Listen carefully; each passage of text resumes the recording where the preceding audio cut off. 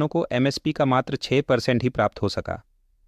किसानों की मांग है कि एमएसपी कैलकुलेशन के लिए 1.5 टाइम्स एमएसपी फॉर्मूला का यूज़ करना चाहिए। और दूसरी तरफ नमस्ते दोस्तों, आपका हमारे यूट्यूब चैनल में एक बार फिर स्वागत है। दोस्तों, आप सबको पता ही होगा कि हाल ही में किसान दिल्ली, पंजाब, हरियाणा बॉर्डर के पास आंदोलन कर रहे हैं। 2020 में भारत सरकार 3 किसान बिल लेकर आई थी, जिस पर किसानों ने आंदोलन किया था और सरकार को बिल वापस लेने पड़े थे। बिल वापस लेने के साथ सरकार ने किसानों से वादा किया था कि वो एमएसपी को कानूनी दर्जा देंगे। आज के वीडियो में हम लोग जानेंगे एमएसपी क्या है, इसकी शुरुआत कैसे हुई, किसानों के लिए इसका क्या महत्व है और हाल ही में एमएसपी से जुड़ी क्या खबरें आ रही हैं। तो दोस्तों, सबसे पहले जानते हैं कि एमएसपी क्या है। एमएसपी का full form minimum support price है और इसे हिंदी में न्यूनतम समर्थन मूल्य कहा जाता है। एमएसपी सरकार की तरफ से किसानों को दी जाने वाले एक गारंटी की तरह होती है, जिसमें फसल की बुआई के दौरान ही तय कर लिया जाता है कि सरकार किसानों से फसल किस दाम पर खरीदेगी।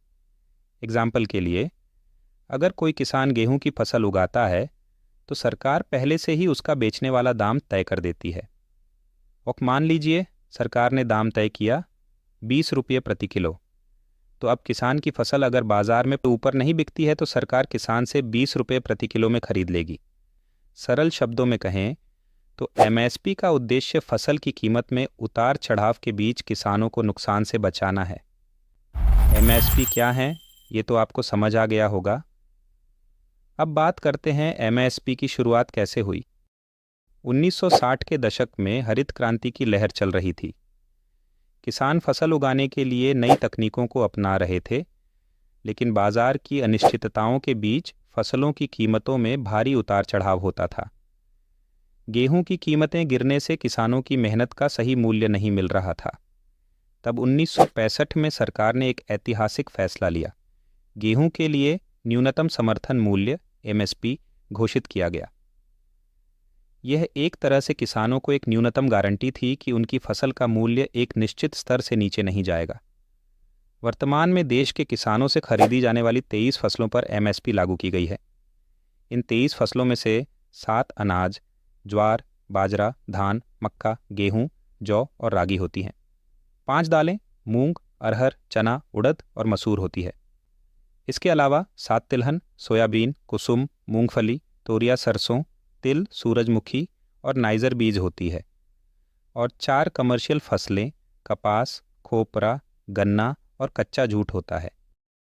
एमएसपी कृषि लागत और मूल्य आयोग यानी सीएसीपी की सिफारिशों के आधार पर तय किया जाता है, जो उत्पादन लागत, मांग तथा आपूर्ति, बाजार मूल्य, रुझान आदि कारकों पर विचार करता है।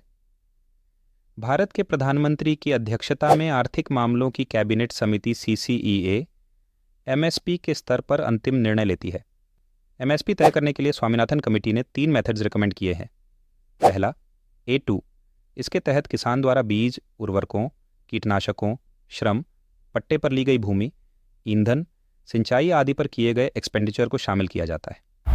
दूसरा A2+FL, इसके तहत A2G के साथ साथ फैमिली लेबर का भी कॉस्ट ऐड किया जाता है। तीसरा C2, इसके अंतर्गत A2+FL में किसान की ओन लैंड और मशीनरी के किराए तथा ब्याज को भी शामिल किया जाता है। इसे एक्चुअल कॉस्ट ऑफ प्रोडक्शन भी कहा जाता है। एमएसपी की सिफारिश करते समय सीएसीपी द्वारा A2+FL और C2 दोनों लागतों पर विचार किया जाता है। सीएसीपी द्वारा A2+FL लागत को ही एमएसपी तय करने के लिए यूज़ किया जाता है, जबकि C2 लागत का उपयोग सीएसीपी द्वारा मुख्य रूप से बेंचमार्क लागत के रूप में किया जाता है। Ideal formula recommended by committee, MSP is equals to C2 plus 50% of C2 in simple words, MSP is 1.5 times to actual cost of production. किसानों की मांग है कि एमएसपी कैलकुलेशन के लिए 1.5 टाइम्स एमएसपी फॉर्मूला का यूज़ करना चाहिए और दूसरी तरफ एमएसपी को कानूनी दर्जा दिलाने की मांग है। एमएसपी व्यवस्था में क्या समस्याएं हैं? 23 फसलों के लिए एमएसपी की आधिकारिक घोषणा के विपरीत केवल 2 चावल और गेहूं की खरीद की जाती है, क्योंकि इन्हीं दोनों खाद्यान्नों का वितरण राष्ट्रीय खाद्य सुरक्षा अधिनियम (NFSA) के तहत किया जाता है।